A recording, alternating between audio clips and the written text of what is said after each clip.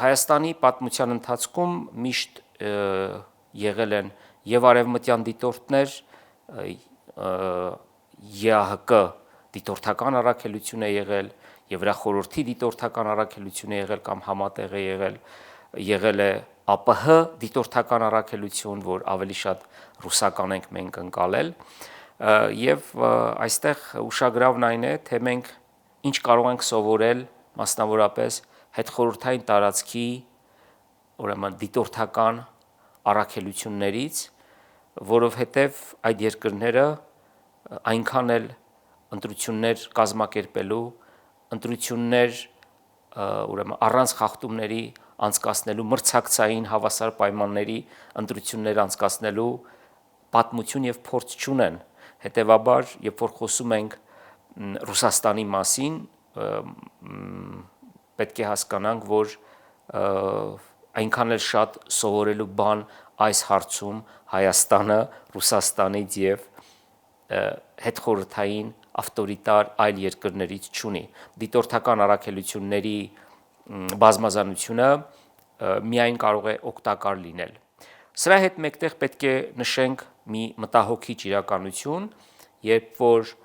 ընտրությունները վերածվում են աշխարհքաղաքական մրցակցության, երբ որ արևմտյան դիտորդական առաքելությունը մի բան է ասում,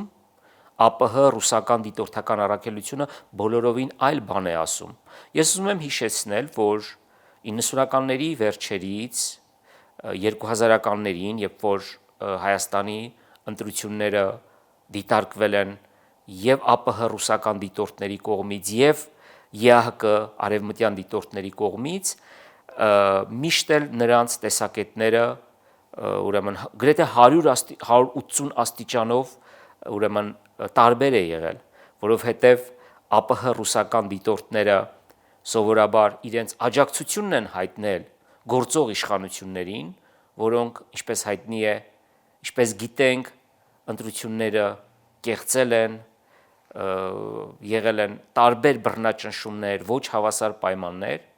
եւ հակառակը արևմտյան դիտորդները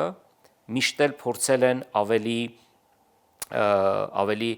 օբյեկտիվ գնահատական տալ։ Հետաքրքրական է այս դեպքում, այս ընտրություններում,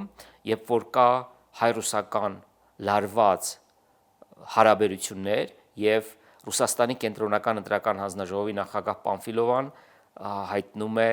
Հայաստան դիտորդական առաքելության մասին, առաքելություն ուղարկելու մասին։ Հաշվի առնելով այս հանգամանքը, նշանակում է արդյոք, որ նրանք ավանդույթը պահելու են եւ ելի աջակցելու են գործող իշխանություններին,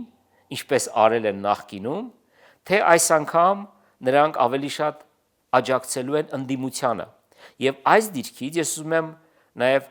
արևմտյան դիտորդների հետ կապված հարց տալ. արդյոք ԵԱՀԿ արևմտյան դիտորդները նույն այն հետևողականությամբ, նույն այն նախանձախնդրությամբ դիտարկելու են ընտրությունները եւ չեզոք գնահատական են տալու, ինչպես տվել են նախկին ընտրությունների ժամանակ, երբ որ միշտ նրանց գնահատականները ավելի շատ եղել է